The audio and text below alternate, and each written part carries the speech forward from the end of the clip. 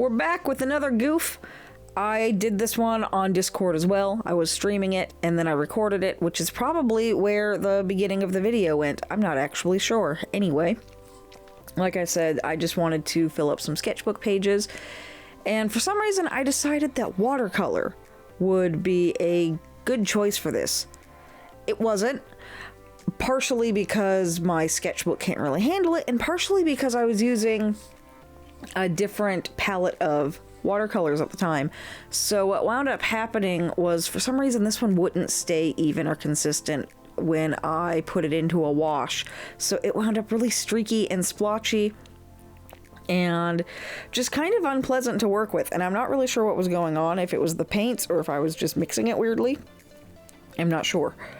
But this is Nichola.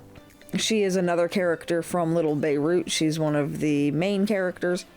And I believe she appears on the cover of book 3. I think that's where that came from. And her role in the series, she's Walter's producer.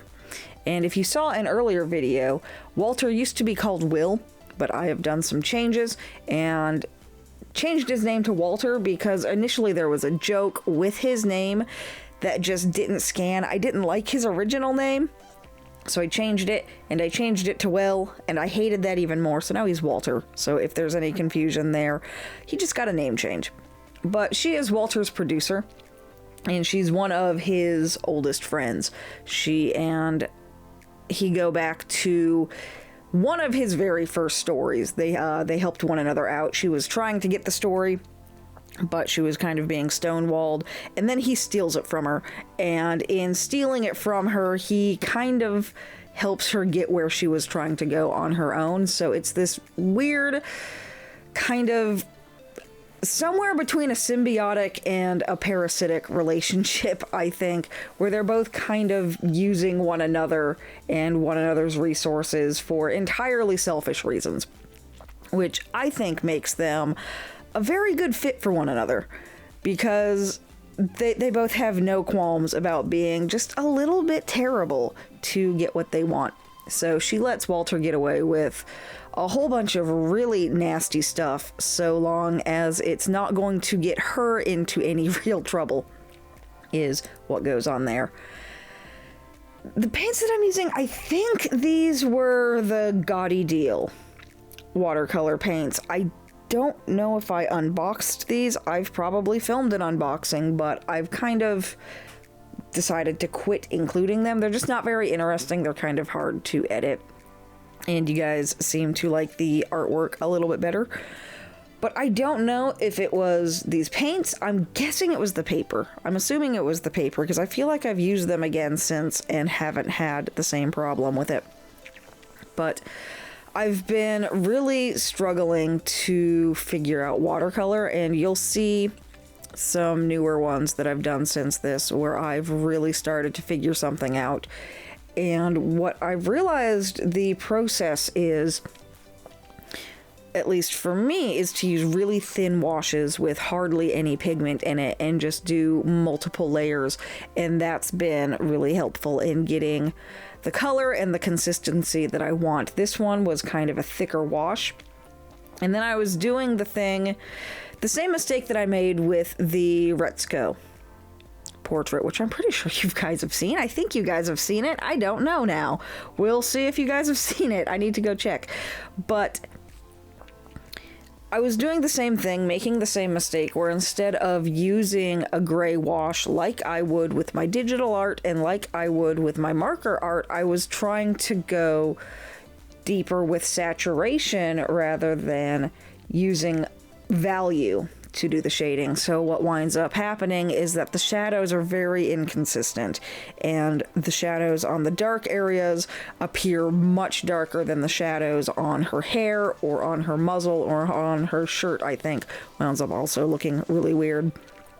So changing that up has really improved my watercolor game. In fact, I think, especially since this piece, I have really begun to improve with my watercolor pieces. I had another one of those moments where all of a sudden something clicked, and it clicked really hard, and I think you can really start to see that. I've also noticed, especially lately, that I've really been getting my confidence back, and I've been getting more comfortable with experimenting with stuff. Her hair, for instance, right here, even though I don't like the colors that I chose, she turned out a lot more purple than I wanted, and I didn't really like how the shading turned out. I really loved the texture that I got with her hair, and I think that was the one standalone part of this entire piece, was her hair and how it turned out. And things like that I've just been getting a lot more brave with, and been getting a lot more daring with, because I'm a lot more comfortable with my skills and my abilities, and I'm getting to a point where if something doesn't work, I'm getting a lot better at being able to recognize exactly what didn't work and then fix it, which is always, I think, kind of a harder skill for people to pick up. And I've been on TikTok now for a couple of months. I think I've mentioned this in previous videos, where I've just been kind of screwing around over there.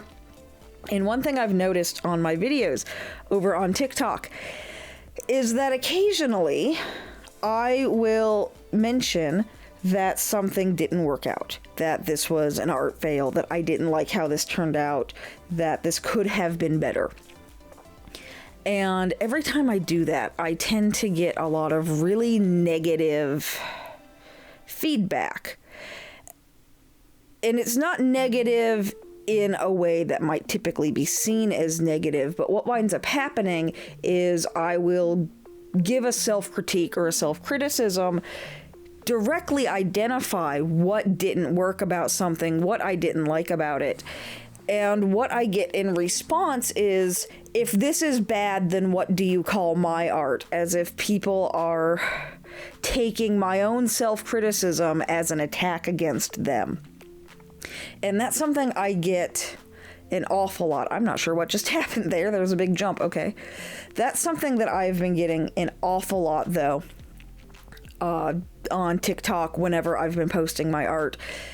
And it's something that I've addressed a few times, but if you are starting out as an artist, or even if you've been doing art for a very long time, but you haven't got comfortable with being able to self-critique, and you haven't reached a point where you can look at something and identify what went wrong with it, that's going to be the hardest time you will have with improving. Because what those statements mean when I say, I don't like how this turned out really poorly, this just doesn't look the way that I wanted it to, etc. What I am saying as an artist is, I could have done this better, and I think I know how I could do it better next time. And learning how to recognize that within your own art is one of the most important skills you can have, is the ability to distance yourself from the creation of the art and recognize where the faults and weaknesses are. And that is something that I've definitely noticed younger artists especially have a really hard time with. And it is something that you'll see in a lot of circles where you just don't offer concrete constructive criticism unless it's directly solicited, which is generally a good idea. Some people don't want critique. Some people don't want criticism on their art, especially unsolicited. So you should never go offering it when it's not wanted. But if you see someone putting it on their own artwork, more often than not, they're not actually saying this for sympathy pats. A lot of times it will come across as that from people who are unfamiliar with it, but when an artist says this didn't turn out very good, or I don't like this, or the hair turned out really bad, it's not a sympathy thing. It's not an attention thing. They are sharing with you a weakness that they have recognized in their own art.